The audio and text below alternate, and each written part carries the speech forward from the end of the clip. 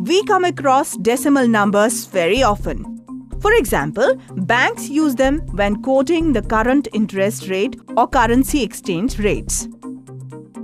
A decimal number consists of two parts, the whole number part and the fractional part, separated by a dot called the decimal point. For example, 465 can be expanded as 4 into 100 plus 6 into 10 plus 5 into 1. Similarly, 241 and 39 upon 100 can be written as 2 into 100 plus 4 into 10 plus 1 into 1 plus 3 into 1 upon 10 plus 9 into 1 upon 100. Thus, 241 and 39 upon 100 is equal to 241.39, where 241 is the whole number part and 39 is the fractional part. Thus, fractional part in a decimal number consists of tenths, hundredths, etc., while the whole number part consists of ones, tenths, hundredths, etc. 241 and 39 upon 100 is equal to 241.39, which contains 2 hundredths, 4 tenths, 1 ones, 3 tenths and 9 hundredths. You saw that, didn't you, Snail? So what, Miss Marks? That a decimal number has two parts. Oh, I did, Miss Marks. Great then. There's a way of actually seeing a decimal number. I'm going to need your help on this one. Of course, Miss Marks. Let's use a decimal abacus. You know what an abacus is, Snail? No, ma'am. Seems my knowledge of math will never exceed your expectations. Oh, Snail, don't be so melodramatic. Pay attention and you will learn it all. As for now, an abacus is a manual aid for calculating. It consists of beads that can be moved up and down on a series of sticks within a frame. But how can beads help in math? See this abacus? Let's try and denote a number 520.9 on it. We have these beads. Let me drop in 5 beads in the first pin.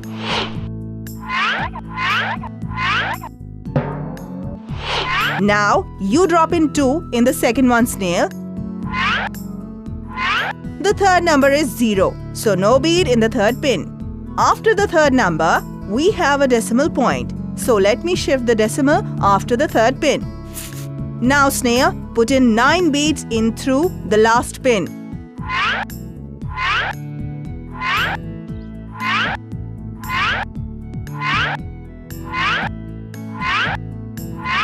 There, we are done. Wow, Miss Marks. This was so simple and interesting. This means I can denote any number up to 4 digits on this abacus. Yes, Snail, you can.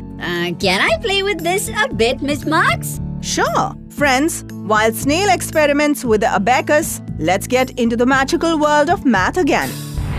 In a decimal number, when the integral part is 0, we add a 0 before the dot. The places occupied by the digits after the decimal point are called decimal places. 0.789 should be written as 0.789. In 123.456, there are 3 digits after the decimal point. And thus, there are 3 decimal places. In 0.7891, there are 4 digits after the decimal point. And thus, there are 4 decimal places.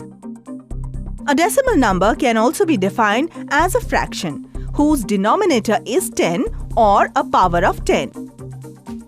4269.39 is equal to 4269 and 39 upon 100, which is equal to 4,26,939 upon 100. The decimal number contains 2 decimal places.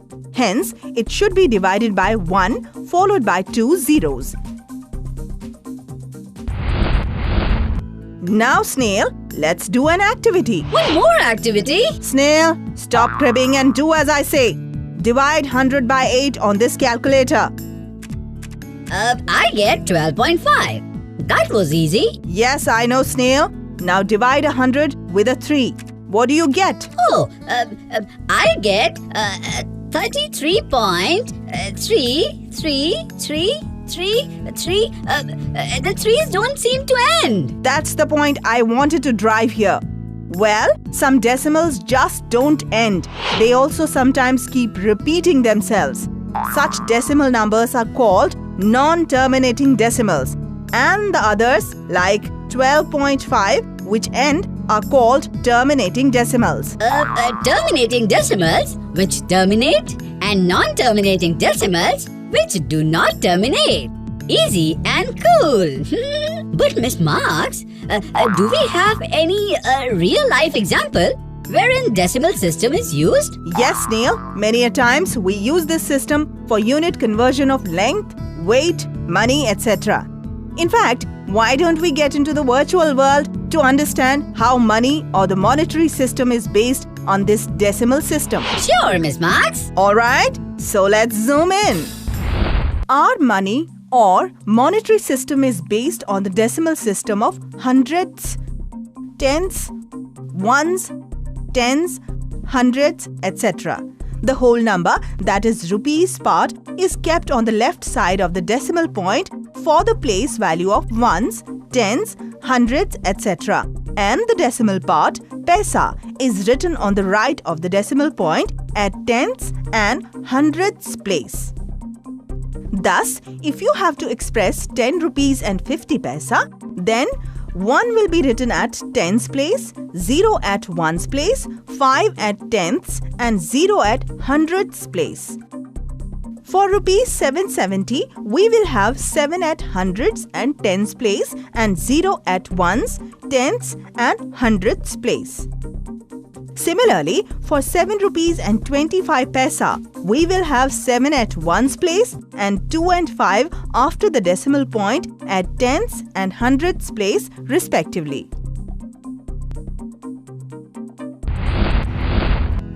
So, Snail, did you understand how our monetary system is based on decimal system? Oh yes! Now, Miss Marks, we have really learned a lot. Can I go back home?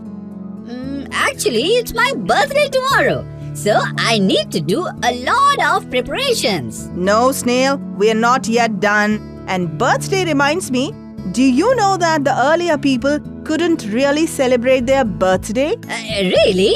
But why?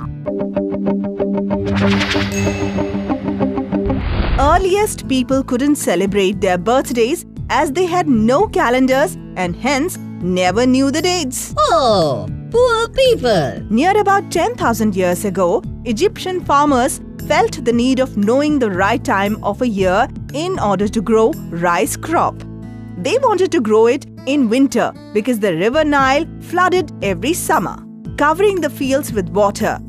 Thus, technically, Egyptians came up with the first calendar. But how did they measure the year? They noticed that the star Sirius made its first appearance in the night sky in early summer each year before the floods. So they measured the year by counting the days after Sirius rose and discovered that a year is 365 days long.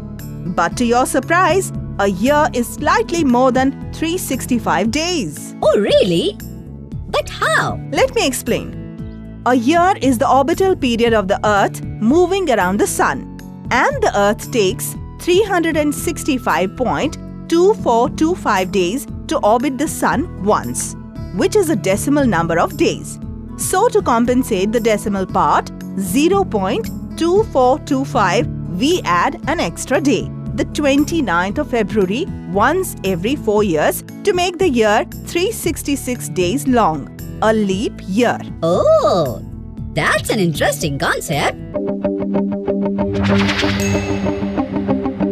Now is the time for a memory jog. So take a quick sprint and come back soon. Today we have learnt that a decimal number consists of two parts, the whole number part and the fractional part separated by a dot called the decimal point.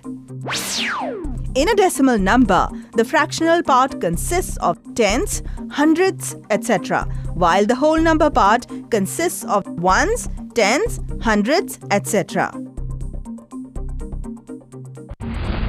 Well, that's as far as we can go.